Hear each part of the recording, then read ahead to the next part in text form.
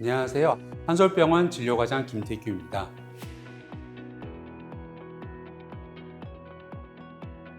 화장실을 다녀온 뒤에 변기 속의 붉은 피를 보고 가슴이 철렁 내려앉았던 경험이 있으신가요? 혹시 큰 병은 아닐까 걱정되면서도 부위가 부위인 만큼 누구에게 털어놓지 못하고 속으로만 앓는 분들이 참 많습니다.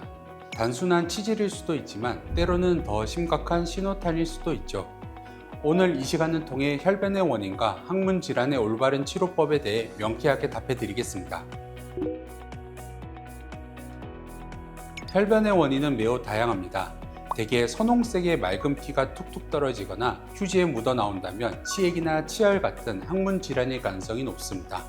반면 짜장면 색깔의 검붉은 변이나 끈적한 점액이 섞인 혈변이라면 항문 질환보다는 상부 위장관에서의 궤양 같은 원인이거나 아니면 대장이나 혹은 직장의 개실이나 염증, 종양으로 인한 혈변을 의심해 볼 수 있습니다. 색깔만으로는 확단할 수는 없지만 변의 색과 양상은 진단에 매우 중요한 단서가 됩니다. 그렇기에 진료를 보기 전에 집에서 혈변을 보셨으면 해당 혈변 사진을 찍는 것도 의료진에게는 매우 큰 도움이 됩니다.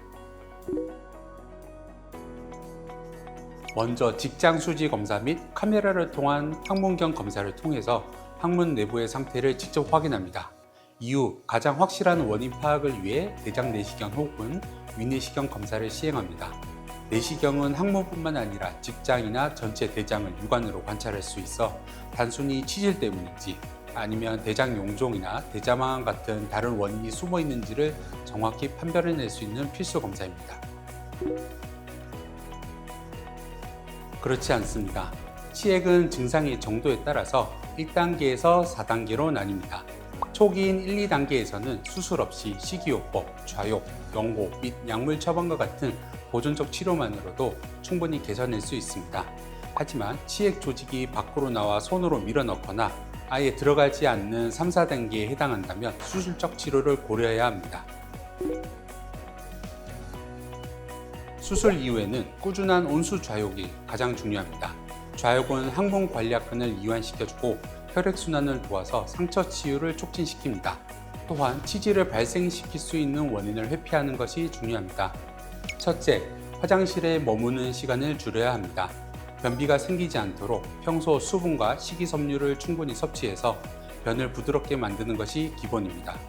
특히 배변은 3분에서 5분 이내로 짧게 끝내야 합니다. 둘째, 장시간 앉아있는 자세를 피해야 합니다. 직장인이나 학생들처럼 하루 종일 앉아 생활하시는 분들은 항문 쪽으로 피가 쏠리면서 혈액순환이 정체되기 쉽습니다. 적어도 1시간에 한 번씩은 일어나서 가볍게 제자리 걸음을 하거나 스트레칭을 해주는 것이 좋습니다. 셋째, 술은 최대한 멀리 하셔야 합니다. 알코올은 혈관을 확장시키기 때문에 항문 주변의 혈관을 붓게 만들고 출혈이나 염증을 유발해서 치액을 급격히 악화시킵니다. 잦은 음주는 재발의 큰 원인이 되기 때문에 각별히 주의하셔야 됩니다. 혹시 화장실에 몇 분 앉아요? 저는 근데 좀 이건 개인적인데 저는 그렇게 변이 좀 묽은 편이라서 금방 끝납니다. 네, 거의 3분에서 5분 아닙니다. 이게 과장님 피셜로. 그러면은 이 혹시 술은 과장님 혹시? 거의 안 합니다. 네, 회식할 때만 해서 거의 두세 달에 한 번씩 정도만 먹고 네, 먹는 걸 좋아해서 먹지 술은 거의 안 마시겠습니다. 혈변을 봐서 온 60대 여성분께서 심한 치액을 가지고 있었으나 문진상 항문 출혈만을 의심하기에는 전형적인 증상이 아니었기에 대장 내시경을 보고하였으나 환자분은 검사를 원치 않았었습니다. 허나 많은 설득 끝에 결국 대장 내시경을 시행하였고 대장 내시경상 구불결장 내에 대장암이 발견되어서 빠른 시일 내로 본원에서 대장암 수술을 받은 적이 있습니다. 대장 내시경을 오랫동안 하지 않은 상태에서 혈변을 보셨다면 꼭 대장 내시경 등의 추가적인 검사가 필요합니다.